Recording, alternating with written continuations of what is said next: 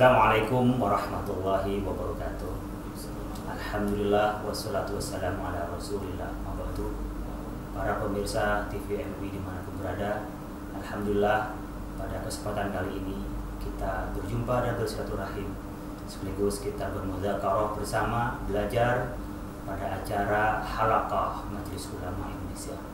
Pada kesempatan kali ini kita akan bicara berkenaan dengan batu cincin atau cincin. Karena pada akhir-akhir ini kita lihat fenomena di masyarakat, orang gandrung dan booming dengan batu cincin. Orang berdua bertemu, ketika saat itu juga pasti melihat tangannya pakai cincin atau tidak. Kita melihat fenomena pinggir jalan, di pasar-pasar, banyak jasa-jasa yang menawarkan untuk menggosok batu cincin. Pada kesempatan kali ini bagaimana hukumnya dan bagaimana aspek sosialnya dan bagaimana aspek psikologinya orang yang gandrung hobi cincin termasuk juga memakai cincin. Pada dasarnya orang memakai cincin itu adalah bagian dari hiasan. Tapi tak jarang orang yang memakai hiasan itu adalah untuk kesombongan, untuk bangga-banggaan, bahkan mungkin juga bagian dari satu sosial orang memakai cincin itu. Kita bisa melihat pada level tertentu seorang memakai cincin biasanya juga warna ataupun kualitas ataupun juga berkenaan dengan harganya itu berbeda dengan status atau level orang yang memakai cincin lainnya. Pada kesempatan kali ini kita akan bahas dengan narasumber yang rutin dengan kita. Ada saudara Bapak Dr. Thaubib Al-Asyar. Assalamualaikum warahmatullahi wabarakatuh. Waalaikumsalam warahmatullahi wabarakatuh. Narasumber yang kedua Bapak Ahmad Zubaidi MA. Assalamualaikum. Waalaikumsalam warahmatullahi wabarakatuh. Bapak Thaubib Al-Asyar itu dikenal sebagai ahli psikologi Islam, sehingga nanti akan melihat dari psikologi orang memakai cincin, yang mungkin nanti ada fenomenanya, ada cincin yang berisi, cincin yang juga menjadi keberuntungan, atau ada cincin yang memang diisi dengan sihir, membuat orang tersihir ketika melihat dia karena dia pakai cincin. Nanti saudara Ustadz Ahmad Zubaidi MA akan bicara dari aspek sosiologinya, kondisi sosial, kegandrungan masyarakat. Ini kadang-kadang kita juga melihat fenomena masyarakat tak lepas dari pemberitaan. Dulu booming dengan ikan, sehingga orang itu berani beli ikan mahal dan juga melihara ikan. Setelah itu bunga, ada bunga gelombang cinta dan sebagainya, yang harganya juga mungkin kadang-kadang melebihi harga mobil. Dan sekarang juga kita dengar batu cincin itu harganya juga ada yang miliaran kalau kita melihat dari liputan-liputan di televisi maupun di surat kabar. Kesempatan kali ini saya ingin mengungkap lebih awal dari Pak Thaubib Al-Asyar, dari psikologi orang pakai cincin. Kalau psikologi orang berpakaian sebenarnya kan ada spesifikasi. Kalau orang biasa pakai kopiah, tidak memakai kopiah itu ada rasa yang hilang, ada merasa kurang pas dalam hidup. Atau mungkin juga berkenaan dengan cincin ini membuat orang lebih percaya diri, atau membuat orang ya merasa punya satu sosial dengan orang pakai cincin. Sebenarnya orang memakai pakaian secara umum dulu itu sebenarnya seperti apa? Iya, Pak Khalil begini. Pakaian, cincin, jam tangan, kemudian aksesoris yang lain itu kan bagian dari kebutuhan yang bersifat kalau penutup aurat itu sebagai kebutuhan primer. Tapi untuk hal-hal yang sifatnya perhiasan, kebutuhan itu termasuk dalam kategori kebutuhan tersier, kebutuhan kemewahan. Orang membutuhkan hiasan seperti itu sebenarnya lebih karena faktor keinginan. Saya ingin tampil lebih keren, lebih dibandingkan yang lain. Itu artinya apa? Ada motivasi, ada sugesti di dalam dirinya. Bahwa ketika saya menggunakan cincin yang bagus dengan kualitas yang oke, nah itu menjadikan dirinya tersugesti untuk semakin semangat, semakin membuat dirinya akan bangga dan seterusnya. Jadi ada semacam sesuatu yang inherent pada dirinya dengan pakaian itu. Jadi ada orang ketika perjalanan lalu dia naik di mobil yang anti peluru, meskipun tidak ada musuh bawaannya kan sudah aman gitu. Betul. Atau ada orang jalan lalu dia didampingi oleh bodyguardnya, meskipun tidak ada musuh yang mau nyerang, dia akan lebih aman. Apakah memang ada psikologi orang pakai cincin itu bagian dari kesempurnaan tersier tadi ya, bagi aksesoris, karena sudah dianggap lengkap semuanya, sehingga pakaian ini menjadi bagian dari membuat orang lebih percaya diri, atau memang nanti memang ada cincin yang memang diisi-isi itu waktu itu? Jadi gini Pak Khalil, setiap orang itu memiliki potret kepribadian yang utuh. Pak Khalil punya kepribadian utuh tentang kepribadian Pak Khalil sendiri. Saya juga sama, Pak Zubaid juga sama. Dan setiap orang punya. Nah, orang yang menganggap bahwa dirinya dengan menggunakan cincin itu menimbulkan rasa percaya diri, itu berarti dia self esteemnya itu tidak utuh. Ada sesuatu yang kurang karena dibantu oleh sesuatu eksternal di luar dirinya yang mengakibatkan dia menjadi lebih percaya diri. Nah ini harus hati-hati yang seperti ini. Padahal kalau kita kaji lebih jauh, cincin itu kan sesuatu yang eksternal yang hanya sekedar keindahannya. Jadi yang mungkin jarinya yang tadinya tidak terlalu bagus di cincin kok kelihatan nampak bagus. Ya hanya sekedar itu saja. Gitu. Tapi lama-lama menjadi identitas ya. Lama-lama menjadi juga kegandrungan. Karena kan tradisi bercincin itu kan bukan baru. Kalau saya melihat juga tradisi orang memilih akik, memilih batu, model-model batu. Sejak saya kecil itu orang-orang tua kita sudah biasa ketika berangkat haji ke tempat-tempat tertentu seperti Kalimantan yang tempat banyak batu-batu hias. Mereka pesannya batu-batu hias itu. Jadi senang itu sudah lama. Bahkan dalam sebuah hadis yang diriwayatkan oleh Anas bin Malik bahwa kana khatam Rasulullah sallallahu alaihi wasallam waraqib wa kana fasuhu habasyian. Jadi Nabi Muhammad sallallahu alaihi wasallam kama rawahu Muslim memakai cincin yang terdiri dari perak yang ada matanya juga. Habasyian. Habasyian ini batu yang warnanya hijau yang dari Habasyah yang itu memang terkenal bagus sehingga kalau melihat batunya itu orang terasa sejuk di mata, terasa nyaman di mata. Itu menjadi keindahan di jari Rasulullah SAW. Nah, Pak Zubaidi barangkali bisa melihat fenomena masyarakat yang mungkin sejak dulu orang itu sudah biasa ketika ketemu bicara soal akik atau banyak yang gandrung. Tapi sekarang kan fenomenanya lebih meluas karena memang ada pemberitaan, ada media sehingga membuat orang tak lepas lah sekarang dengan bicara batu akik itu sampai lupa bicara batu nisan. Padahal harus ada yang dibelanjakan sebagian selain batu akik juga ke batu nisan gitu. Ada juga batu gincar. Monggo Pak Zubaidi. Memang fenomena yang setiap episode, setiap periodenya ada kecenderungan masyarakat terhadap hal-hal tertentu seperti Pak Khalil disebutkan, ada terhadap bunga, terhadap cincin, terhadap apalah macam-macam kegemaran ya, hobi. Nah kali ini memang masyarakat kita sedang gemar terhadap batu cincin yang mana ya kadang-kadang bisa dianggap sudah menurut saya agak melampaui batas. Kenapa? Karena mereka begitu gandrungnya dengan batu cincin ini sehingga seolah-olah tema pembicaraan semuanya batu cincin. Ketemu teman di mana batu cincin. Ya merupakan tentang tadi batu nisan, juga merupakan tentang barangkali ibadah ya. Dan yang saya khawatirkan lagi adalah jangan-jangan ada sebagian masyarakat kita lebih baik atau lebih suka membelanjakan untuk beli batu cincin itu, batu akik yang mahal ketimbang untuk keperluan keluarga. Nah kalau sudah seperti itu saya pikir ini sudah melanggar hak-hak orang lain. Yang satu sisi dia lebih mengedepankan aspek kemewahan, kemegahan, ingin harga dirinya naik, ingin disanjung, dipuji oleh kawan-kawannya. Tapi di sisi lain dia kesohor, tapi sebenarnya tekor karena keluarganya tidak dipenuhi dengan sebaik-baiknya. Mungkin meskipun terpenuhi, tapi juga berpikir tentang manfaatnya. Jadi kita menyalurkan hobi pun juga tidak sepenuhnya.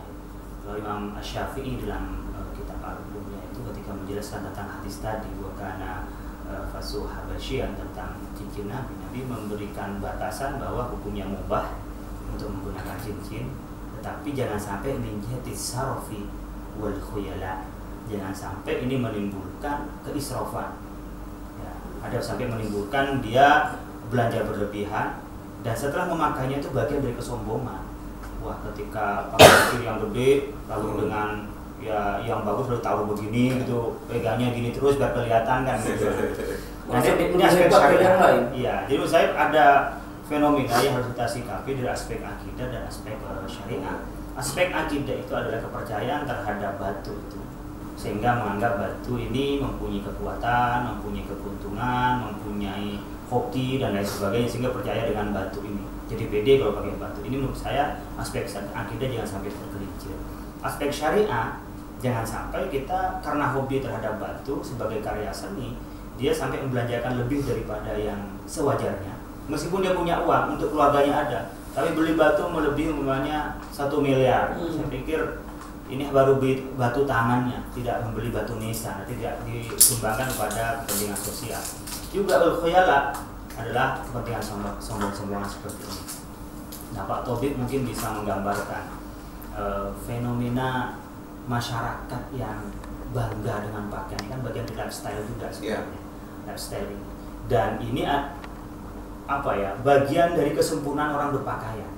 Jadi orang yang membeli miliaran hanya untuk satu jari, ya, ratusan juta untuk satu jari, artinya soal sepatu, celana, baju, jas itu udah selesai. Sehingga hal yang kecil pun dia berani bayar mahal.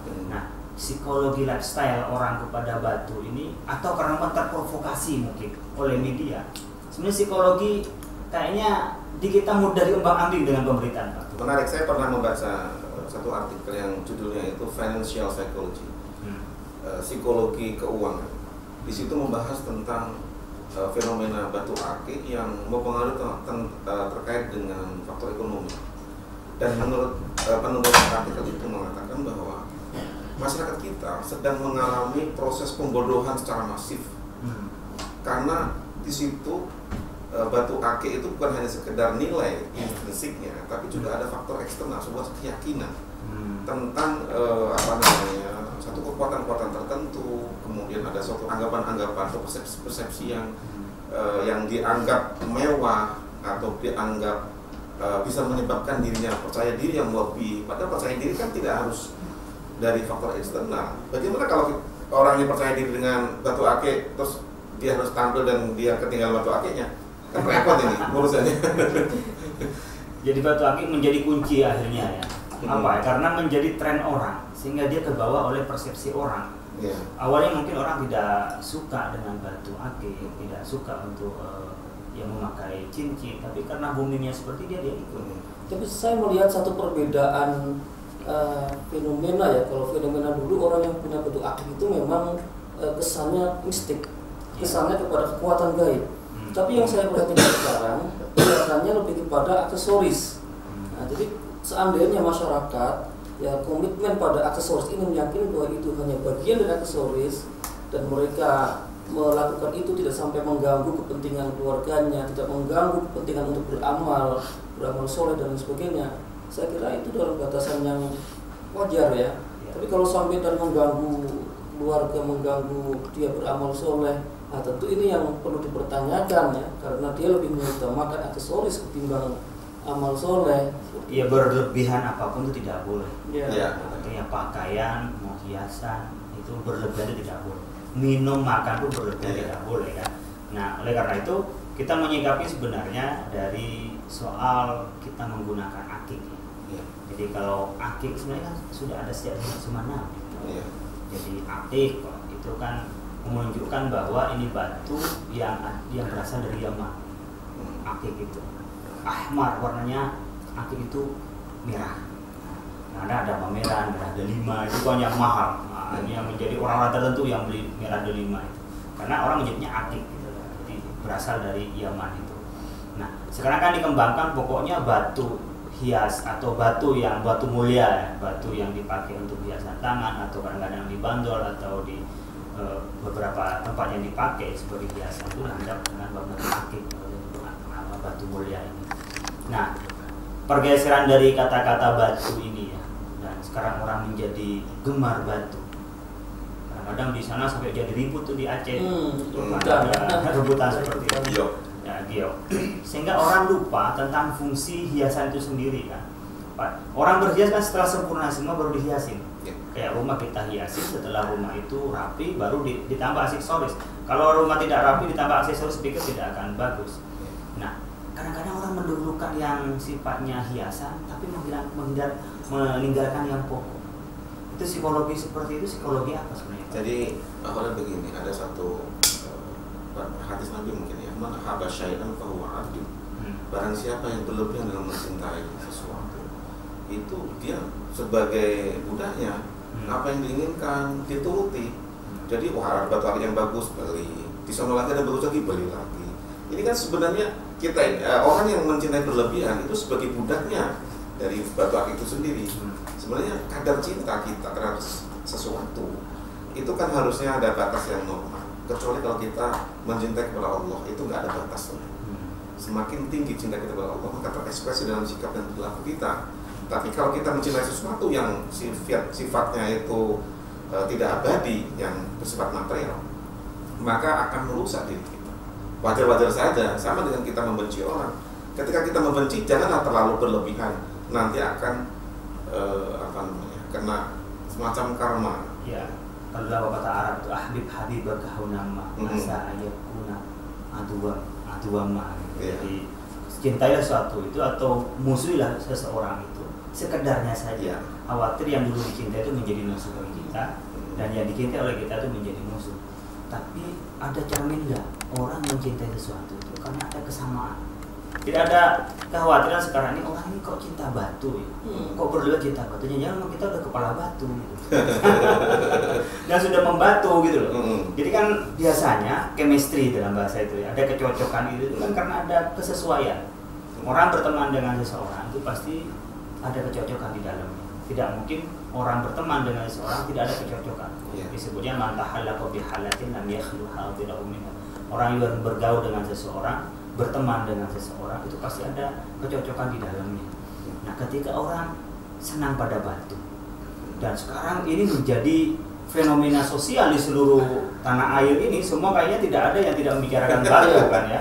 Ini ada fenomena apa nih sebenarnya aspek sosial dan psikologi? Monggo ditanggapi. Jadi Pak Khalil gini, kalau saya melihat aspek psikologi kecenderungan orang mengandungi batu akik ini, menurut saya sudah melampaui pada batas-batas rasionalitas. Mereka mencintai itu sudah melampaui pada hal-hal yang terkait dengan imajinasi yang berlebihan. Sehingga ini sebenarnya ya perlu umat ini perlu pembinaan. Oke lah, kita mencintai sesuatu, termasuk kita mencintai apapun sebenarnya itu perlu ya jangan terlalu jangan terlalu bahasa anak gaulnya itu jangan terlalu lebay lah gitu ya. Karena apa ya? Karena ini akan membahayakan diri kita sendiri, orang lain seperti tadi katakan, sehingga sesuatu yang harusnya diperlakukan kita secara proporsional menjadi tidak proporsional. Jadi ada kemungkinan ya menjadikan batu sebagai sesuatu yang favorit pada saat ini ada kaitan sama ekonomi. Karena potensi batu di negeri kita cukup besar, ya kalau itu nggak dibumingkan, potensi ekonomi yang bagus itu terpendam gitu. Nah dari aspek ini saya melihat ada sisi positif dalam arti masyarakat mulai berdaya, masyarakat mulai punya sesuatu yang bisa dibuat baik dari aspek seninya mereka membuat batu cincin itu, atau dari aspek ekonomi yang mereka peroleh dari penjualan ataupun jual beli batu cincin itu. Ya. Sekarang berkena pajak. Bahkan ada pemerintah daerah, saya pernah mendengar di televisi yang memfasilitasi mengadakan semacam pasar batu cincin di daerahnya itu. Jadi ada eksploitasi untuk ekonomi. Ada ekonominya ada. Tapi ketika ini terlalu eksploitasi, apakah ini malah menunjang produktivitas? Karena saya melihatnya apa yang kira-kira kembali kepada bangsa ini dari umumnya memperbanyak produksi itu. Mungkin kalau kita ekspor ya. Tapi ketika hanya kebutuhan dalam negeri, kira-kira apa yang membuat perekonomian atau peradaban ya, kalau peradaban dalam bidang seni barangkali karya manusia, apa yang kira-kira bisa dicapai dari kita menginvestasikan dari APBD, menginvestasikan dari sumber daya manusia untuk meng-create batu. Apa kira-kira dari aspek ekonomi, aspek sosial atau aspek peradaban kemanusiaan yang bisa diambil dari batu, sehingga kalau kita menginvestasikan waktu, menginvestasikan uang dan juga kreasi kita, itu ada capaian kemanusiaan atau ekonomi atau sosial yang didapat dari batu. Nah, ekonomi kan faktornya banyak.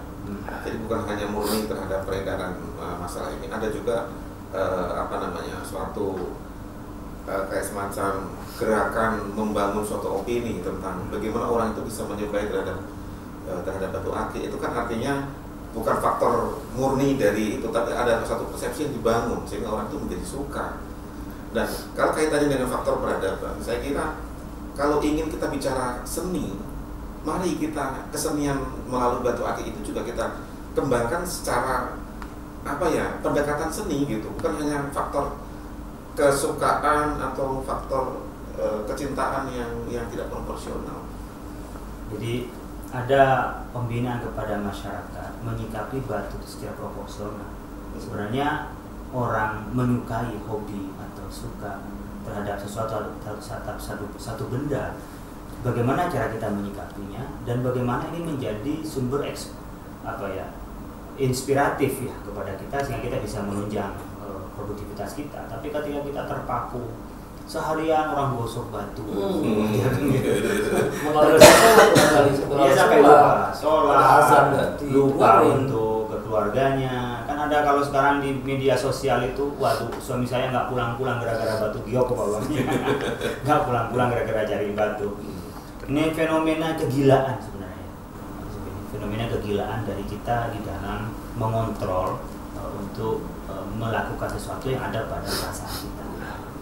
Ini di Indonesia peran media cukup signifikan dalam mendorong booming batu giok ini atau batu akik.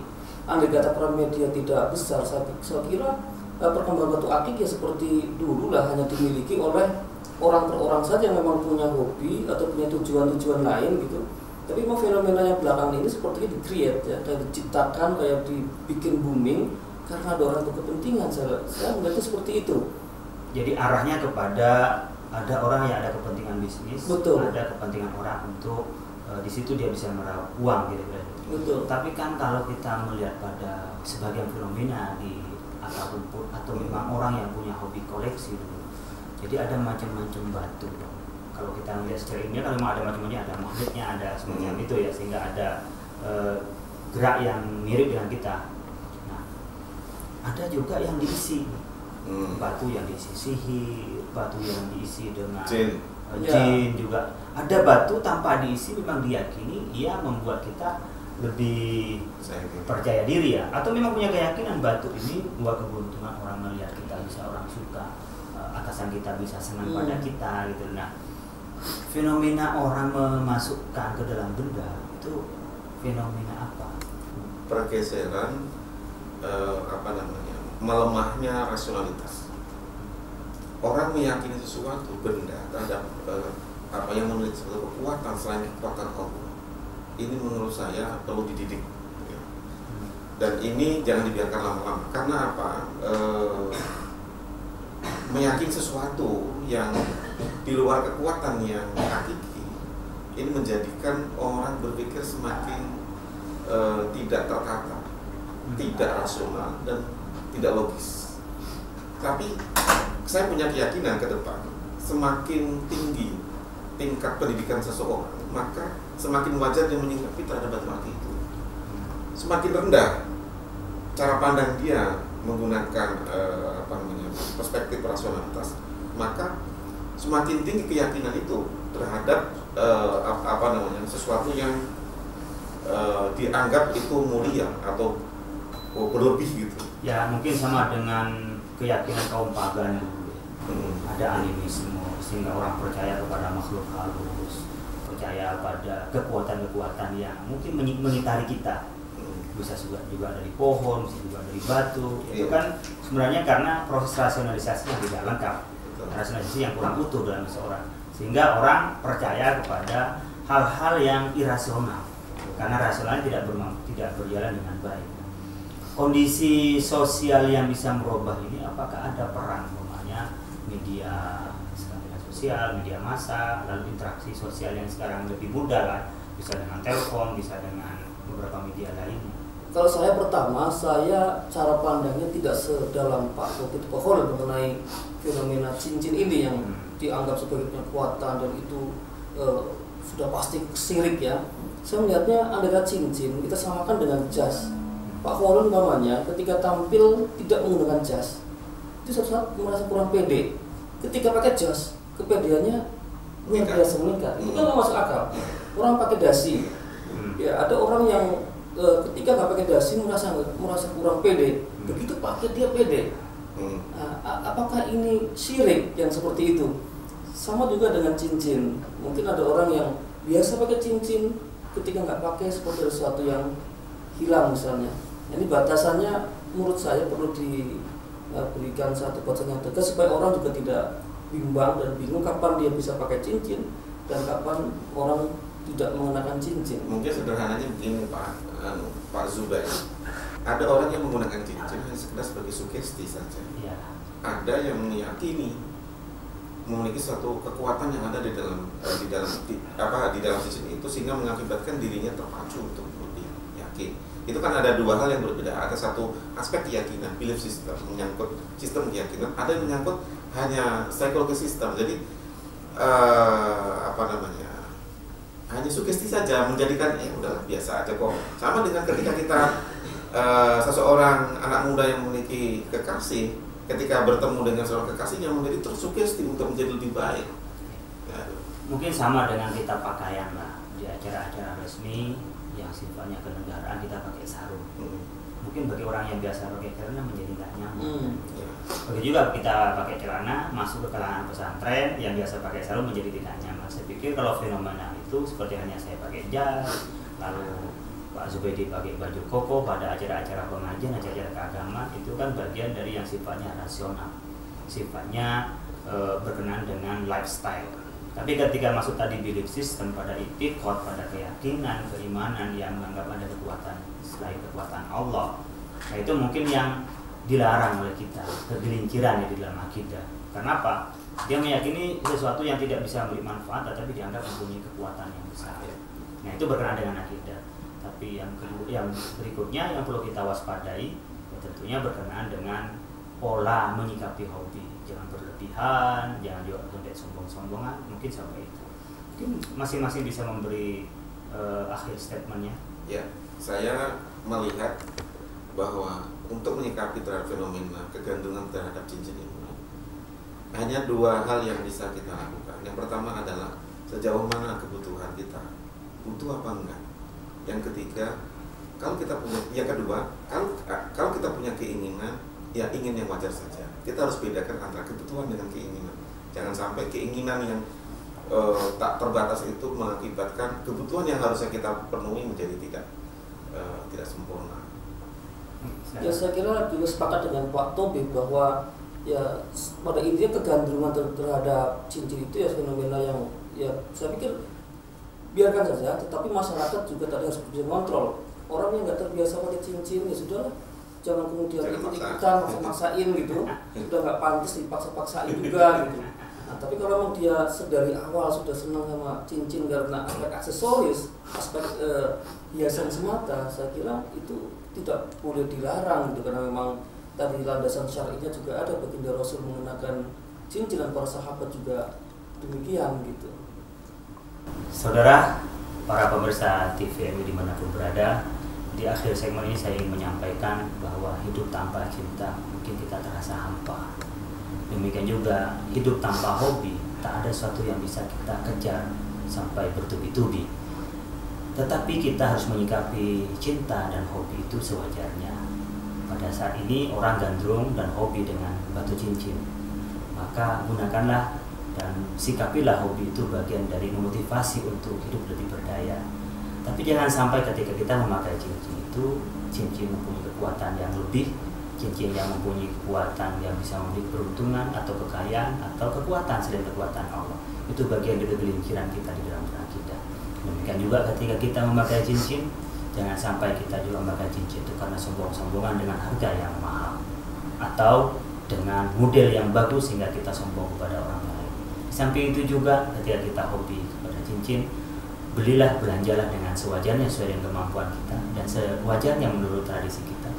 Jangan sampai berlebihan kita membelanjakan. Meskipun kita punya uang, jangan sampai kita habiskan dengan membeli batu cincin, batu akik itu. Karena kita juga perlu membeli batu nisan, yaitu bekal kita kelak ketika kita setelah mati. Artinya punya uang, sisihkan sebagian untuk membantu saudara-saudara kita yang kurang mampu. Pemirsa TVMI dimanapun berada, mudah-mudahan dialog sekali bermanfaat bagi kita semua dan mudah-mudahan kita diridhoi oleh Allah Subhanahu wa taala. Demikian saya Khalil Nafis, kurang lebih maaf. Assalamualaikum warahmatullahi wabarakatuh. Waalaikumsalam warahmatullahi wabarakatuh.